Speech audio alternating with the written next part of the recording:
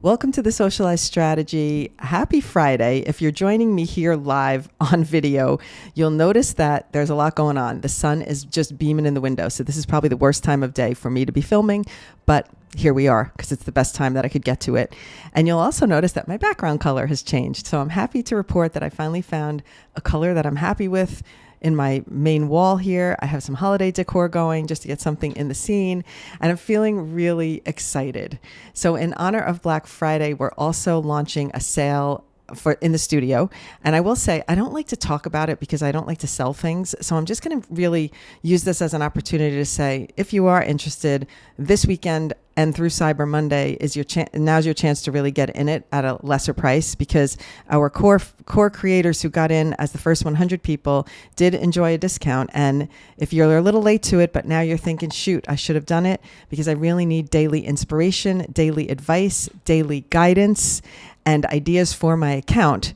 That is what we are doing in the studio. And I'm just so thrilled that I found a way to finally make it happen. So thank you for all of you who have joined and embraced it right in the onset. And I've gotten so many amazing emails saying, I'm so glad you did this. Now I feel inspired every single day. And what I do in there is pretty cool, because every day I provide some type of direction. So if you're lost and you're wondering, you can always go in and look and say, oh, here's what I should do today. And here's how I should do it, because I give directions how to do it. I give ideas how to do it for your account specifically.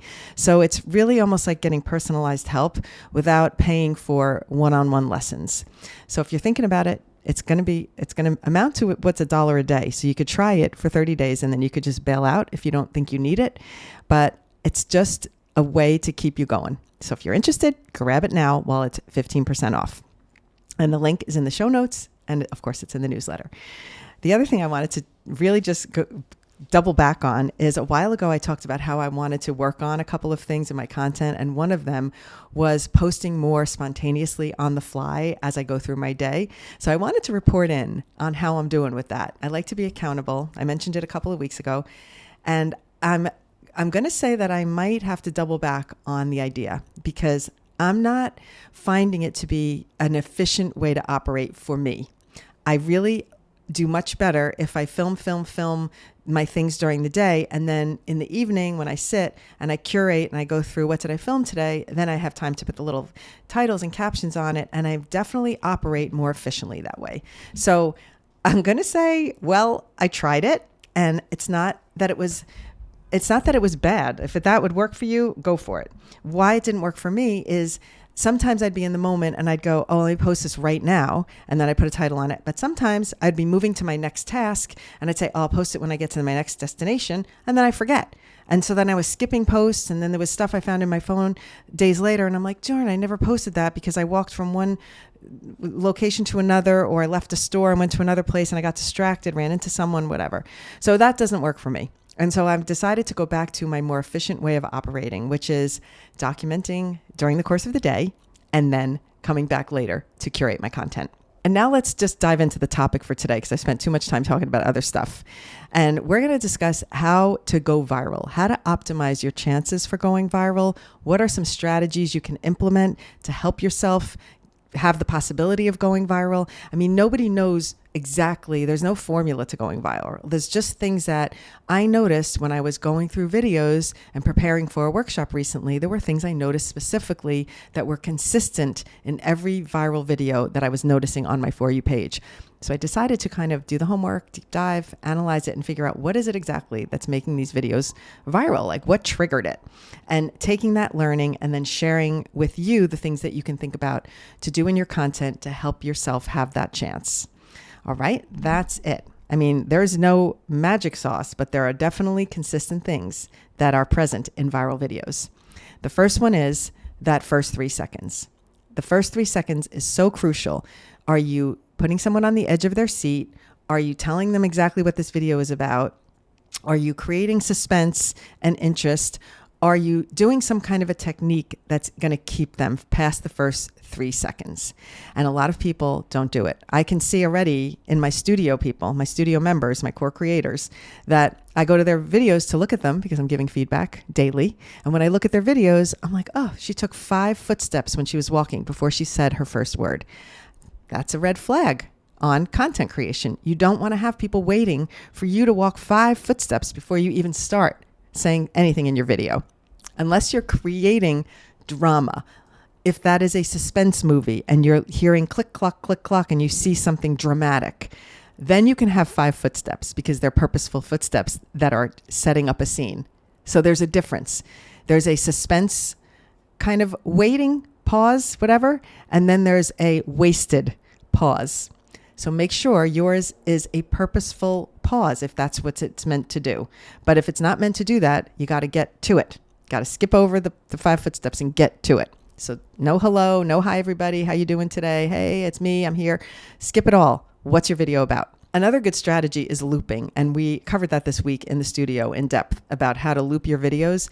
So that's a thing that if you know how to do it, then you can really implement that into your content because you start with the quick little ending of your video. It's almost like teasing people and confusing people, and then you're getting into what your video is about. So there's a couple of things like that you could do that are the first 3 seconds. But mind you, it doesn't have to be a tutorial that's saying, I'm going to show you this, or a lesson or a recipe. It can be something as simple as, here, look at my new puppy. I'm going to tell you what happened when I picked him up, or my house is haunted, and then tell the story of how. Like things like that, which will hook your viewer in, and then you tell the story. So get them in the first couple of seconds. That is number 1. And number 2 is something that is relatable is usually something that gets shared, and sharing is the highest metric for engagement from where I sit and what I've seen on my content. When people save it or forward it to someone, that seems to boost it more in the views and the algorithm. So you want to think about if you're doing something or you're creating a video about something. And for example, I just made one today about croissants, and it's probably posted by the time you see this podcast. But I thought, croissants are kind of trending now. I'm seeing a lot of people, there's a lot of croissant stores popping up, croissants, however you want to pronounce it, popping up around New York. So I made this video about that. And now I know that's going to be very relatable to some people who like a good croissant. So that has potential. That might actually draw people in. If you live in a cold climate and you have to stock up on your parkas, and that's one of the things that you have a fashion sense in your parka collection, or the opposite, you live somewhere warm, so you need to have wraps and sarongs as your main wear if you live on a boat. What's your collection? What's relatable to someone who lives in the same climate as you? Things that could be something that that's why sports videos, like sports fans, they're diehard fans. And so if there's a video about a certain sport and people are into it, that has better potential for going viral. When you have a lot of people on board for a thing, so relatable and emotionally charged content that can get people excited and relating to your videos is a good one. The other thing is being a two-way poster, a two-way engager. So not just being the person who posts, but if you're viewing, commenting, you can sometimes have a comment that you make that goes viral if you're funny. I love having a viral comment, but then I get a little worried that it's like I'm getting so many alerts and it's not even about anything. There's no views counted when you have a viral comment, but it's fun to have a viral comment. And if you've had that experience, you know what I'm talking about. And it can be a little confusing because you're constantly tagged on someone else's video because of your comment. But engaging really helps. And what it also might prompt you to do is see a video, you've engaged on it, maybe take or look at the comments and take a comment and make a reply to someone's comment that commented on that video. And that's a great way to create a video of yours that might be relevant. So if you're seeing something, it's already viral, it's already a hot topic, either take someone's comment and reply to it, duet it, or stitch it. Like if it's a topic you're into, hop on it, because that virality tends to go in that way. Anybody that's in it all of a sudden is going viral also. Just like the demure trend took off, and then everybody that was making videos using that term was hopping on that trend. So engage, being aware of what's out there and what's trending, and then riding that wave is also helpful. There's other ways you can think about your videos and figure out, okay, what worked on some of my videos? What are people watching my videos for? Let me look at one of my prior viral videos and what was the formula on it? Could I maybe try something similar in the same vein? Could that maybe work? So there are strategies like that you can implement into your thinking. So when you're planning your content, you give yourself a little more thought. I knew that I had a viral video in stop motion, and I love talking about stop motion. It just makes me happy to do stop motion.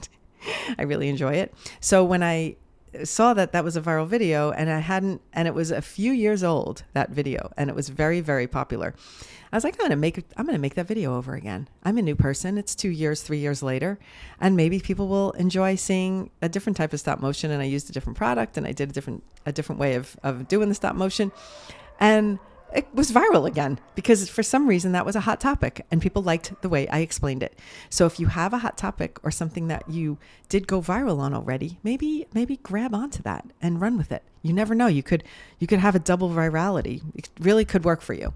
So those are some tips about going viral, but it's also a consistency of an odds game. I like to say you're playing the machines, and the more you play, the more chances you have of hitting at some point.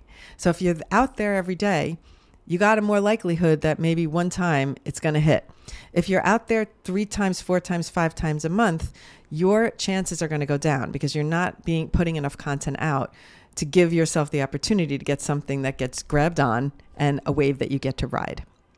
So I'm going to leave you with this today. I'm not going to go on too long because I'm losing light and I have other things I have to shoot tonight. So I'm going to leave you with this thought. And this really applies to mental health as well as content. So stay with me because it's kind of interesting. I heard something recently, and I think it might have been on a video, where somebody was talking about when you have hard thoughts, like difficult thoughts. And I'm like, why am I thinking about this? Why am I, if you have a moment where you think something bad, or you think, oh my God, I hope I don't have a car accident. I'm going to make up something crazy that I sometimes think, oh my gosh, I really hope I don't have a car accident. I don't know why I think that way, but sometimes I'll have a moment where I think that way. And then I think, if I think that thought, I'm going to actually make that happen. Because I believe in the power of thinking. Like if I think something positive is going to happen. So when I have a negative thought, I panic immediately and I think, oh no, I'm going to attract this negative thing to happen to me. So what I have now started picturing and visualizing is that I'm a surfer and I'm paddling out in the ocean and I'm waiting for waves. And each wave that goes by, I don't pick that wave and ride it. So in the same way, this person mentioned that thoughts are like waves that you don't take. So you go, okay, that was a bad thought. Let that one go. I'm not going to ride that wave. Oh, that was a bad thought. Let that one go. This is so interesting to me. And this has been game changing in my thinking, because when I have a brief negative thought, I literally worry that I have just triggered it to come on to me.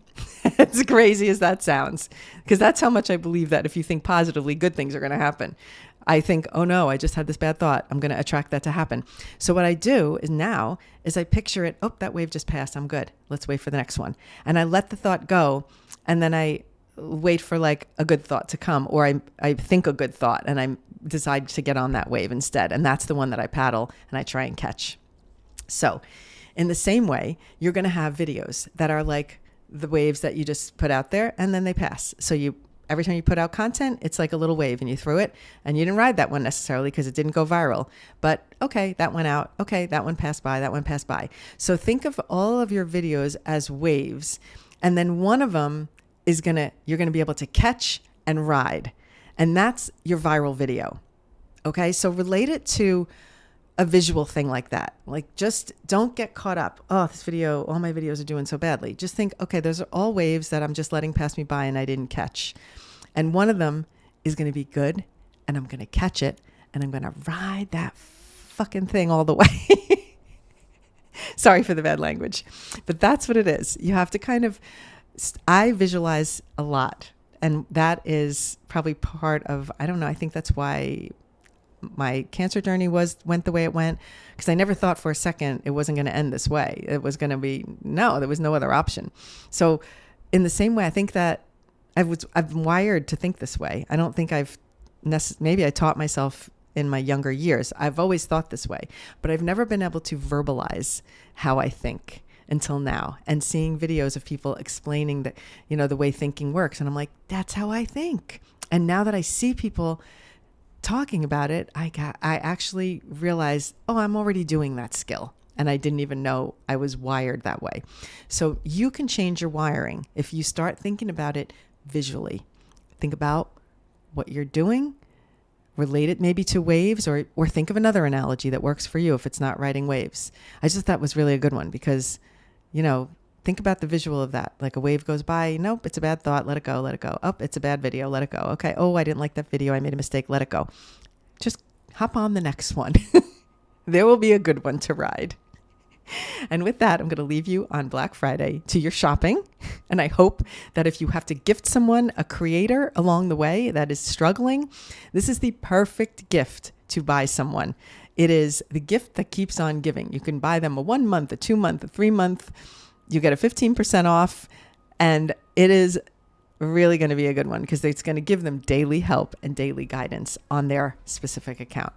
So join us in the studio and gift it to a friend or family member that needs help.